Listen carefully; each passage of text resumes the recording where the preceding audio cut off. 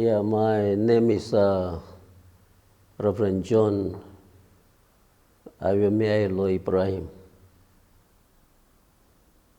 And I'm the senior pastor of Ekwa Central area in Abuja here. And by the grace of God, I was posted to this place on the 1st November 2013. And reported here, installed on the 24th November 2013. And that means by the grace of God, I'm in the 10th year in service in this local assembly. By the grace of God, the journey in the ministry usually, even in the secular world, the journey is not always smooth, sometimes smooth. There are ups and downs, and that's why it is. And that is the nature of the ministry of reconciling men and women to God. But glory be to God that by His grace, I'm in the 10th year and in the 39th year of my service in the ministry, which will soon usher me to retirement, 31st December. When I arrived here, the population of the church average was 400, 500. But by the grace of God, numerically, the population has increased. We are talking of 1,000 average number. When students are not around, it's 900 plus. So we are saying numerically there's a growth, and spiritually there's also growth. But however, when we talk of spiritual growth, how do we even measure spiritual growth? That is the problem. And the way I evaluate it this way.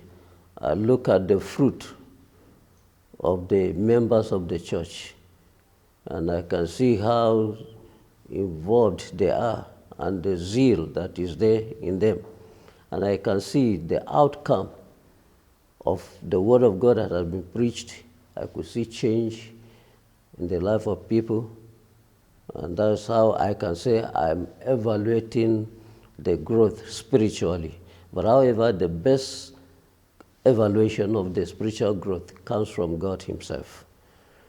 Therefore, I want to give God the glory for what He is doing. On the aspect of the physical growth, I would say by the grace of God, where when I came here, there was no pastoral where we can live in. We are hiring a house at Prince and Princess. But by the grace of God, by and by, we are able to build our own, where the senior pastor associate, even if there will be the third associate pastor, will equally be accommodated. By this, it has reduced the financial expenses of the church. And today we have our own pastoral, and we give God the glory. Having done that, there was need also to have the church premises. We have to fence it because of the theft cases that were reported. And as a result of that, God helped us. We have raised the fence, and by the grace of God, the entire premises is secured now. We also had mud issues on the floor. We have to do the interlocking, and by the grace of God, we are moving forward, and the church is planning to build a second wing of the auditorium, that is the pastoral. So, by this, I'll be leaving December. I believe that the next pastor coming to take over will continue from there. And then we were also planning to complete the pinnacle of the church. But time is against, therefore the incoming pastor will continue with the pinnacle. And wherever God is able to enable him to reach, he will equally stop there, and another person will come and continue from there. And that's how the work of God is. You do your best at your own time, you leave, another person will come and do his best, and he leaves, and he keeps on moving that way till Christ comes, who is the owner of the church, to take his people home. And these are the few things that I can talk about. And then in the aspect of the spiritual growth, when we came in here, the church had 4 Bible study groups. By the grace of God, the 5th one is added. We were intending to add the 6th one. As I've earlier said, that God's work cannot be finished by one person. We have to change hands. And I believe by the grace of God, the Bible study groups will be more than 6 in the near future. And the growth will expand, most especially that we are in the area of, we are in the business center, central area. By the grace of God, the leadership will do its best to see that we achieve the purpose of establishing this church. I will not forget to appreciate the first pastor, that is the pioneer pastor of this local assembly. He did very mightily. Through him, this big church was built. Many other things were done. Church planting was done in many places. Even to Niger, he planted a church there. We thank God, even within Federal Capital Territory, we have many churches that were planted by the pioneer pastor and the elders. Currently, we have already planted one at Uke, that's English section there. It was just about 2 years ago that it was planted. And also, we also planted one around Isawa area in Bauchi State. And the church is also growing. And we have been to other places like Kafua, where the church was also planted there, near Zamani. So we give God the glory for what he's doing in the life of this church. And it is all to the glory and praise of his name.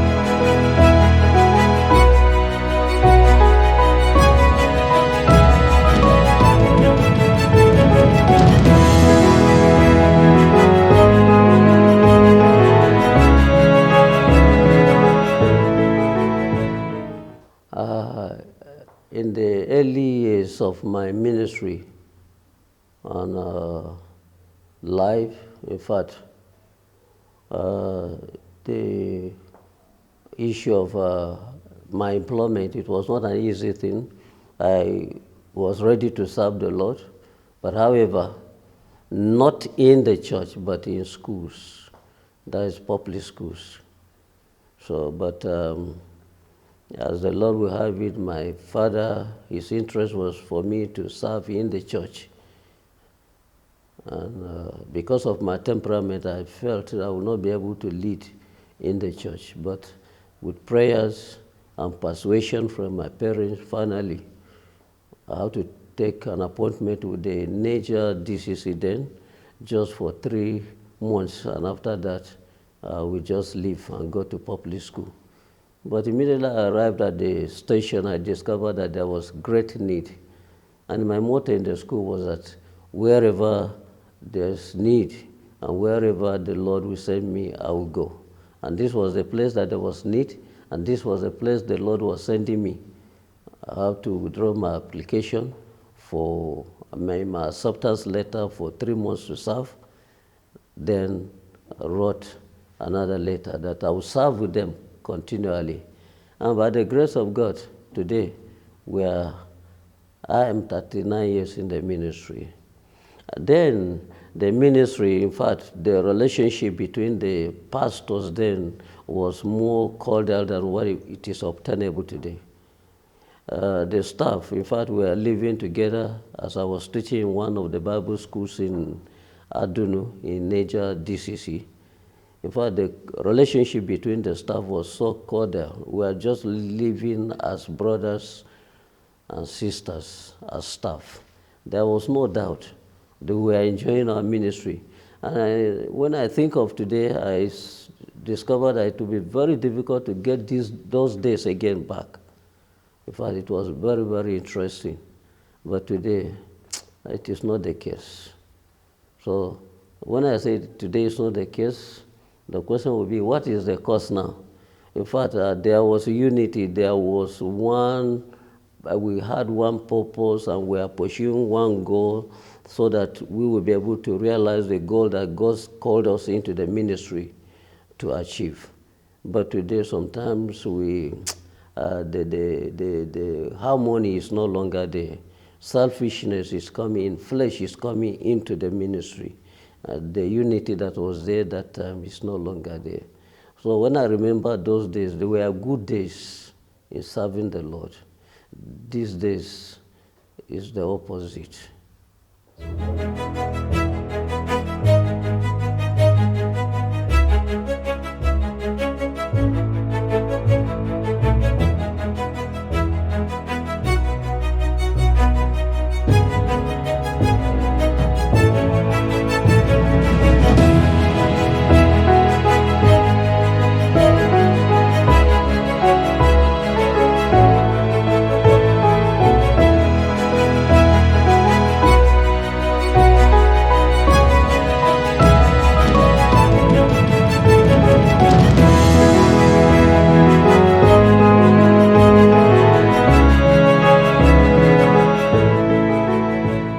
My advice that I do give to people, most especially as a teacher, because I've taught over 23 years in the ministry as a pastor. My advice is that when one is about to get into the ministry, he should be focused. He should set a goal that he wants to achieve in the ministry. And that has helped me to keep to the goal. I came into the ministry so that I would serve the Lord, please the Lord, and not to please man, and to give the best that I can as the Lord will lead me. And the Lord has been leading me. And when I look at those days or years that have gone by, and I ask myself, each year I evaluate myself, where have I gone fleshly in the ministry? Where have I done well in the ministry? Where do I need to adjust the new year that we are entering? That's the question I do, or these are some of the questions I use in evaluating myself. And wherever I discover that I was found wanting, I adjust. And I ask God through prayers to help me so that I would do that which He has called me to do. And by His grace, I see the Lord at work. And the testimony I receive from people encourages me, showing me that I am on the path. And I always ask God, if I'm deviating from the path of righteousness in doing your will, please reveal to me so that I will adjust. And God has been doing that to me. And wherever it is revealed to me, I adjust. So my advice to the younger ones, please, let's stick to the call. And that will help us achieve. And that will help us to revive the church of God to the glory and praise of His name.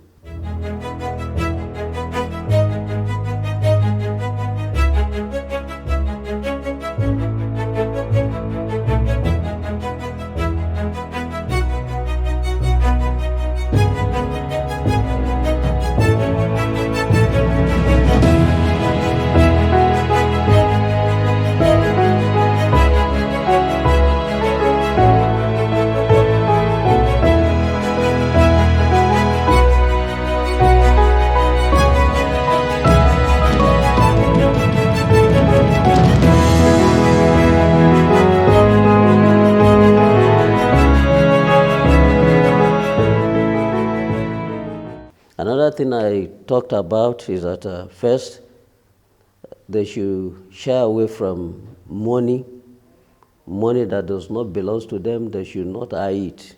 They should not be eager to possess it. Whatever that is given to them, let them be contented with that. God that calls us into the ministry, He knows how to take care of some of these financial issues that we are facing in the ministry. Another one is that they should be very careful with their tongue. You don't talk anyhow. You have to be, your words should be orderly, organized, so that they will bring glory and honor to God. You don't just talk anyhow. And that has helped me. And the last one I advise the younger ones that are coming behind is that the issue of women, we should be very careful with women. And if we are very careful with women, it helps us to achieve the purpose. Many are out of the ministry as a result of women today. Some are nowhere to be found. Some are just suffering. They have the word to preach, but because of the issue of women, they cannot go into it again. So I advise that all these three important things, we should be very, very careful with them. If not, they will ruin our ministry and the church of God.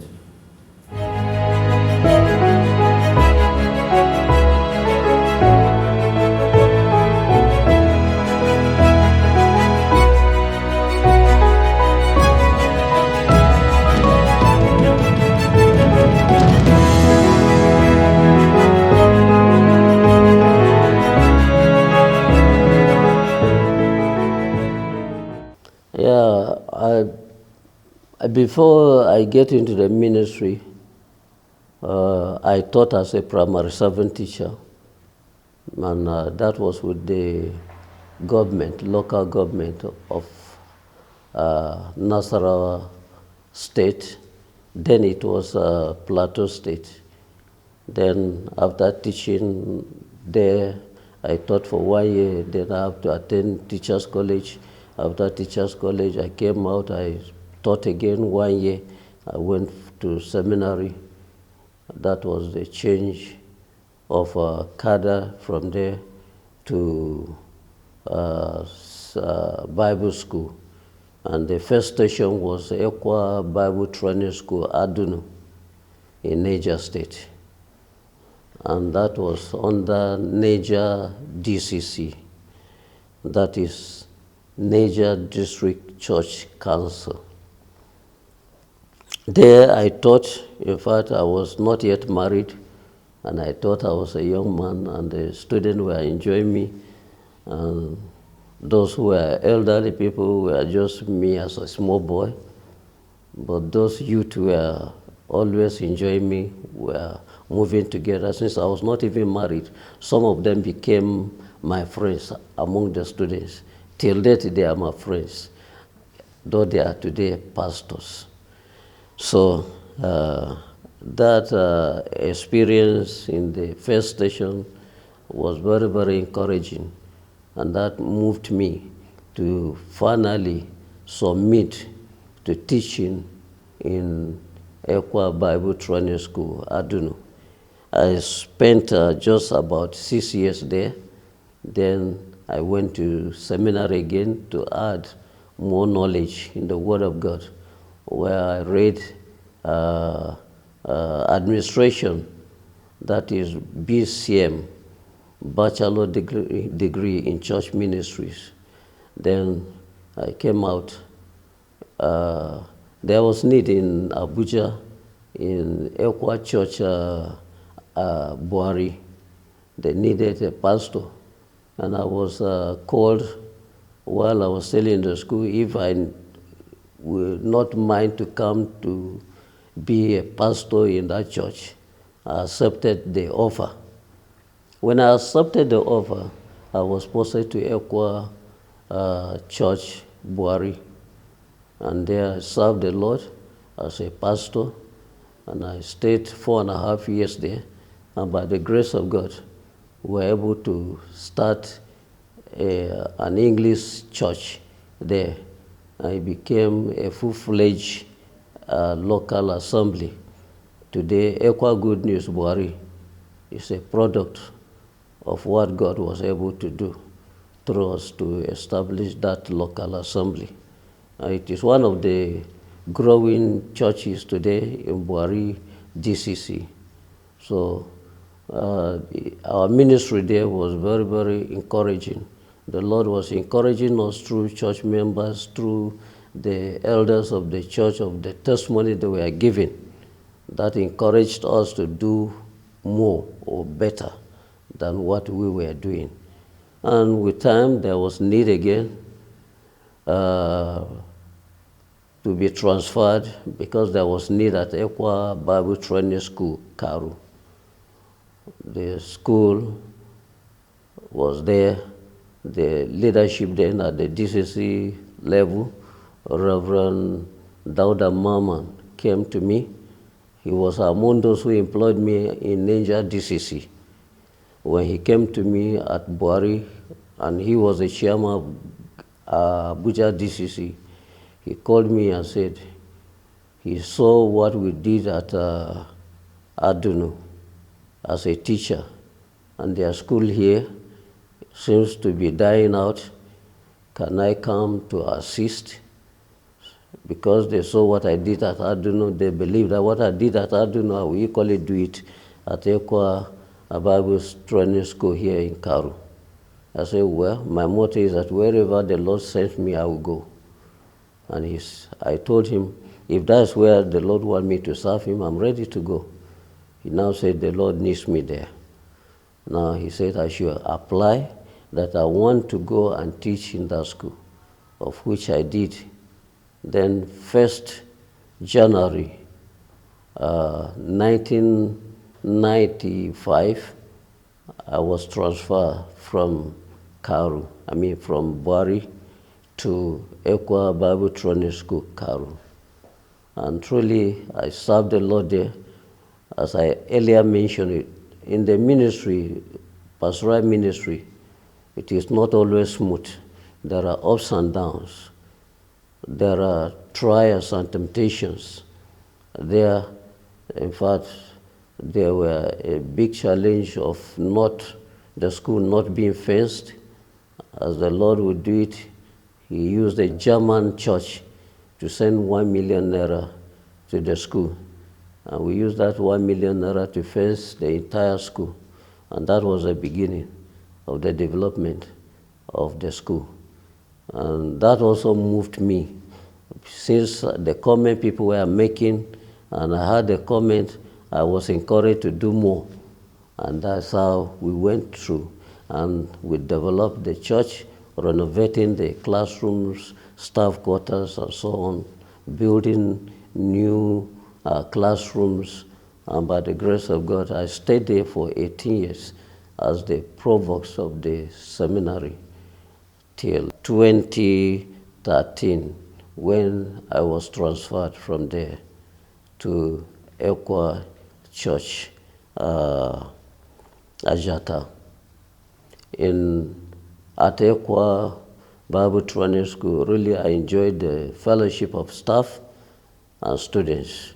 The comment of students and those who graduated and their performance in the field really encouraged me, knowing that God is using me and my family members to train workers for the vineyard of the Lord.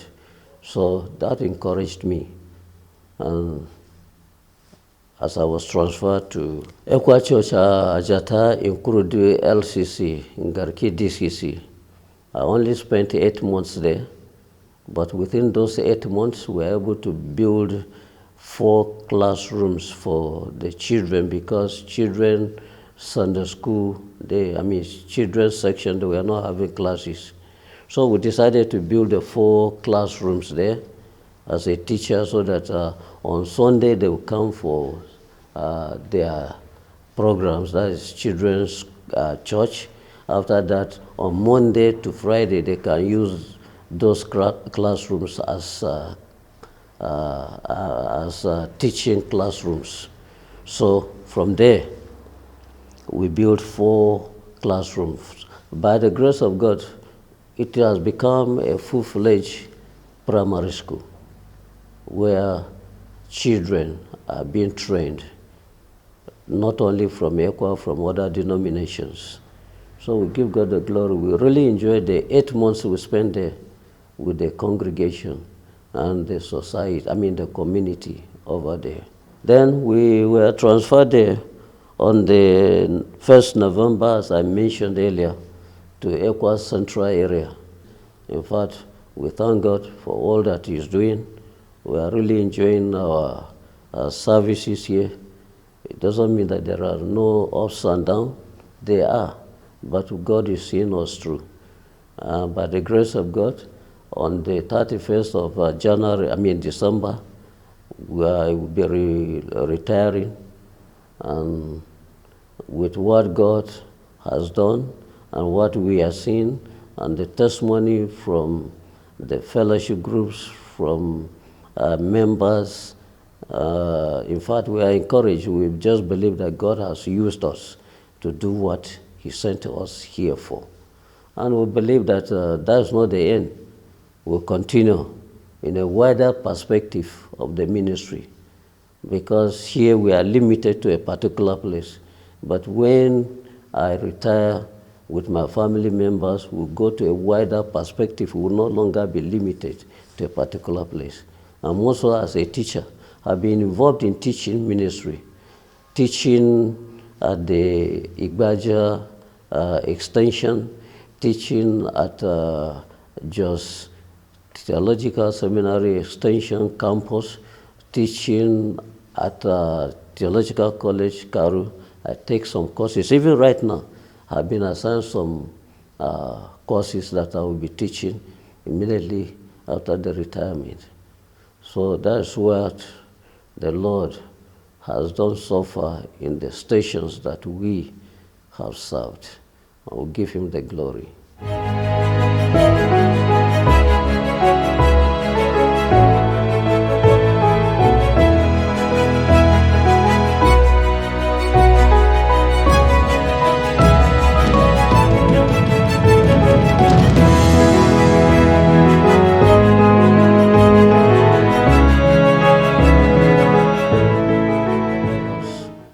When I married my wife, she went to School of Health, Panching, and when she came back after her graduation, she was offered an employment with the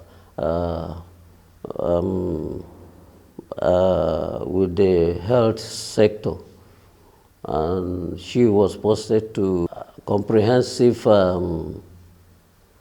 health clinic at Buari. Within few years, we were transferred. My problem was, how are we going to manage her own work? How can she be leaving Karu to Buari for work? What I did was, I have to just pray to God. And before the prayers, then Moses Tatari was the head of secretary of health sector in Amak. He now asked me, since you have been transferred, what do you want to do with your wife? I said, I don't know what to do. He said, okay, come to me on Monday. I will give you transfer of your wife so that she will move to where you are going. And that's what happened. I went to him on Monday before I could even pack from Buhari. She was already transferred to health clinic Karu. And that's where she went herself. She was just waiting for me to pack and she would go and start her work day. And that's what really happened. So from there she served for the 18 years I stayed there. She served for 18 years in that clinic. And when I was transferred again to central area here, we are worried, how are we going to manage this? Before I know it, she was also transferred again to Amak here. And she was working, she started working with a clinic at Jai, and that's where she has been. And when we retire, she will still be working there. God has been faithful to us. We are not having we have never had a serious challenge concerning her transfer. Children, and I thank God, wherever we go, there's primary school, there's secondary school, we just move them to such schools. The only person that was to be affected was Jotan. Others were not affected. Jotan's son, we keep on moving Jotan from one school to the other. Finally, he settled. So we give God the glory. And the Lord has been helping us, even despite all these challenges in the ministry, financial challenges.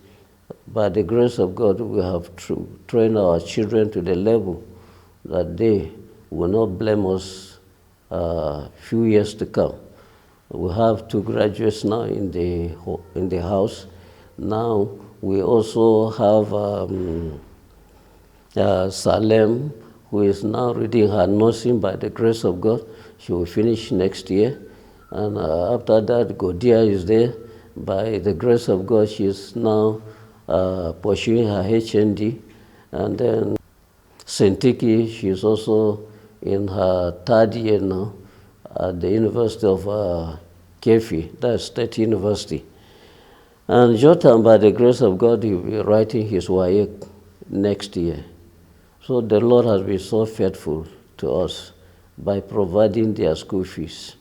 The way he has been doing it has been so surprising to us. Strangers will shepherd your flocks. Foreigners will walk your fields and vineyards, and you will be called priests of the Lord. You will be named ministers of our God. You will feed on the wealth of nations, and in their riches you will boast. Instead of your share, you will receive a double portion of glory. And instead of disgrace, you will rejoice in your inheritance. And as you will inherit a double portion in the land, and every joy will be yours. For I, the Lord, love justice. I hate robbery and wrongdoing. In my faithfulness, I will renew my people and make an everlasting covenant with them. Their descendants will be known among the nations, and their offspring among the peoples. All who see them will acknowledge that they are people the Lord has blessed. I delight greatly in the Lord. My soul rejoices in my God, for he has clothed me with garment of salvation and arrayed me in a robe of his righteousness. As a bridegroom adorns his head like a priest, and as a bride adorns herself with her joys.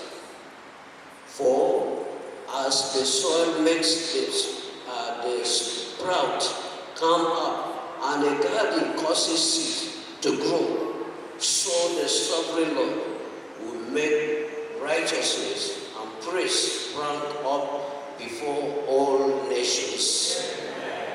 My joy is that when I see the fruit of our labor, students also who we taught, and members of the church we have encouraged, we see them participating in serving the Lord with their whole heart, zeal, and everything. It gives us joy. And that is the fruit of our labor.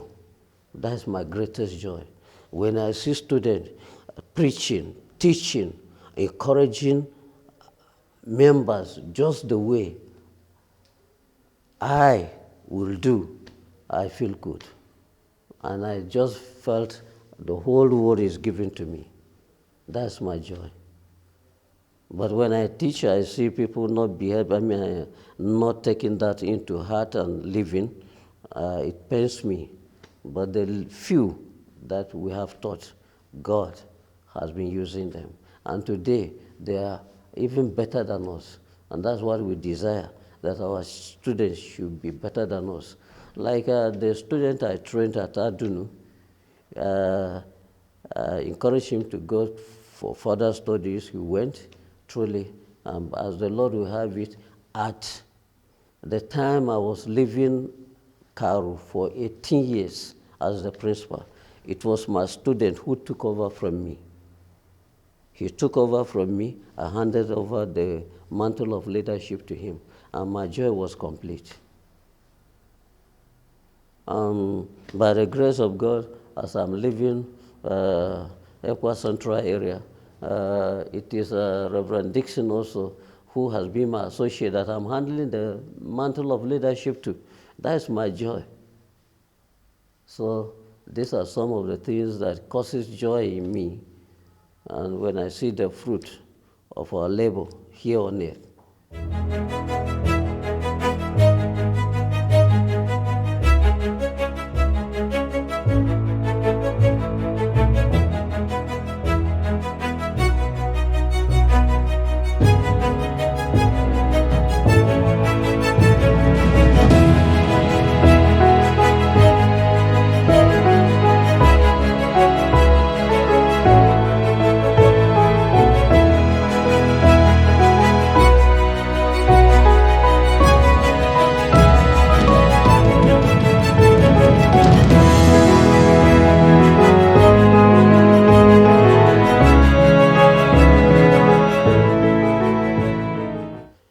In the ministry, the biggest challenge has been the issue of marriage.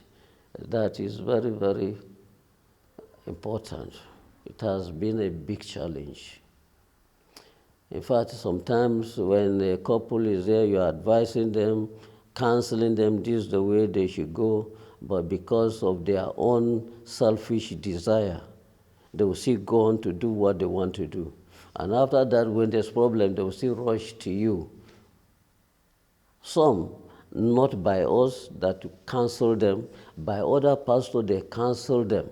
After counseling them, they will still come and do that which we are asked not to do. And when we are posted to such churches, now they will present their problem. It will seem like they were not guided. They were guided. And for you to go into it now, if you are not careful, before you know it, the issue became your issue. And the whole church will be confused. They will say, this pastor is not doing this and that. Instead of him to do this and that, they will not even mind the root cause of the problem, how it came about. But we as pastors, as we are trained, we have to look at it holistically to see where the root cause of the problem is, and then we have to dig it so that we cut down the root so that everything will move smoothly. But in the process of doing that, you discover that the whole church, or half of the church, will be against, some will be for. And that is the biggest challenge one has faced in the ministry. And I will even leave some issues on the ground that the next pastor taking over from me will come to inherit. And they are so difficult. If you are not careful, you discover that you are doing your own will or the will of those people that are concerned, not God's will again.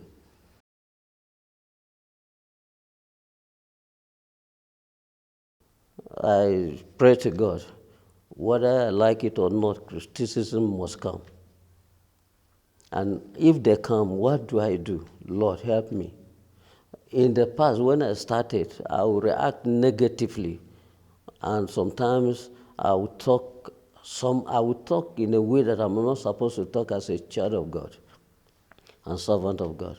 But there came a time in the middle of the ministry, I said, okay, what I need to do, let me leave everything to God. It is God that will give me the final comment. I say, criticisms must come, positive and negative ones. When they come, I will tell God, this is what is going on. This is the criticism that is on the ground. Lord, give me heart to absorb all these criticisms, whether positive or negative. Help me. So, and the Lord has been helping me. I will hear what people are saying. I will behave like I've never heard anything. And that has helped me. So when I hear, I will behave like I've not heard. People will do it so that I will see. I will behave like I've not seen it, but I've seen it. I will just go my own way. And after that, I will now go and tell God, this is what is happening. You are seeing it. You have heard it yourself, just as I've heard. Show me the way out. Give me the heart to absorb all so that I will not react negatively to affect the spiritual life of the church. And God has been helping me for these 39 years. And that's how we have been going through. Some people, even among the ministers, will come and tell me, you're a fool. You don't even react. All this and that. I will tell them, allow me to be a fool for Jesus, which is okay. And that's how we have been able to manage criticisms and some of the betrayals that we have undergone through this means we are what we are today. And that's just my advice to the rest. Let them do the same. And I thank God some students I taught in the school, when we meet somewhere, they will tell me, Pastor, what you taught us, God is helping us, and we are seeing the benefit of it. But at that time, when you were teaching us, we thought you were so wicked to us. Sometimes I discipline some students because of their misbehavior. And sometimes when I meet them, they will tell me, God will bless you and your children and your children's children because of what you taught us. That time we saw it as wickedness, but today we are seeing it as a blessing to us. And sometimes they will tell us that before we thought you were against us, and we didn't even know that you are for us. And today we are benefiting from that. Can we stretch for our hands? The Lord bless you. The Lord bless you and keep you. And make His face shine. Make His face shine upon you. Gracious.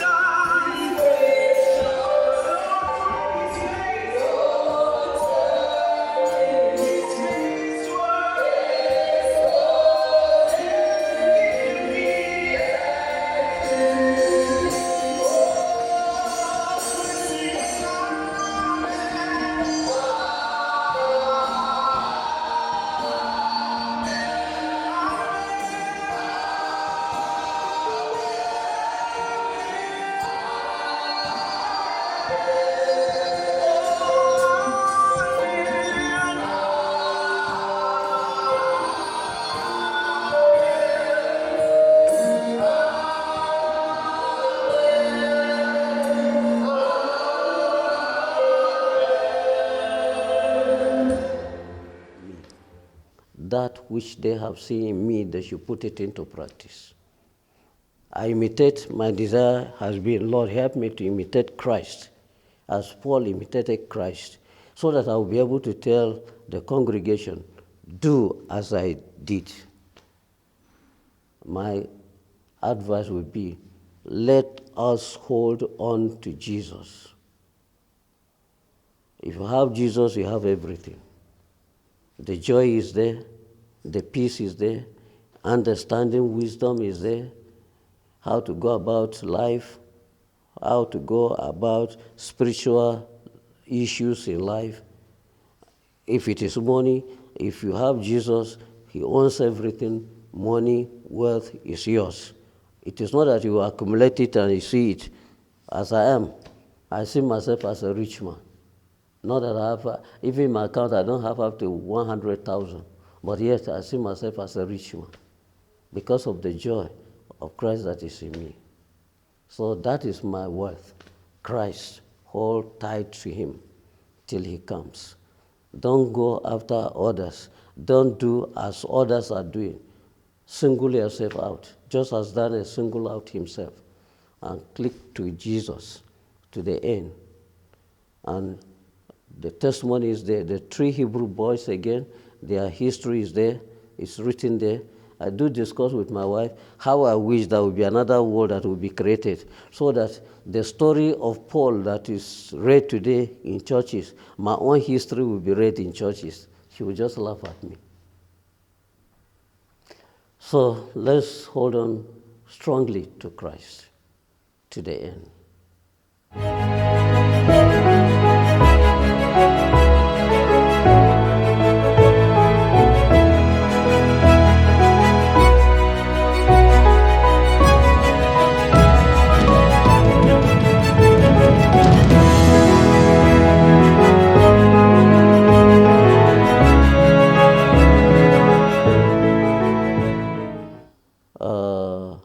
I don't want to mention names so that I will not make mistake. Even those who were not with me, I learned much from them. And how do I learn much from them? I say, God, I will even mention the name of the person. You know such person, you know his thoughts concerning me, what I want you to do. Touch his heart. And help me also so that I will improve, so that as I continue in the ministry, by and by, the person will appreciate me, and the person will see what I'm seeing, and then we'll move together. And by the grace of God, I have seen that happening. Whether it was a wrong action that was done towards me, or a positive action that was taken towards me, all of them. I'm writing a book I wrote that I accept both criticisms, both positive and negative criticisms, because out of them I learn a lot, and they have built me to be what I am today. When I'm faced with destructive criticism, I go to God in prayers. And before I know it, I'm strong. Before I know it, those giving destructive criticisms, before I know it, we are together. So that's why I say, well, almost everybody I have to appreciate, both negative and positive. They have built me up. They have encouraged me, even in this race as a person, not even in the congregation. So the entire congregation, wherever I have been to, I appreciate everybody. But there are specific people that will come and tell me this.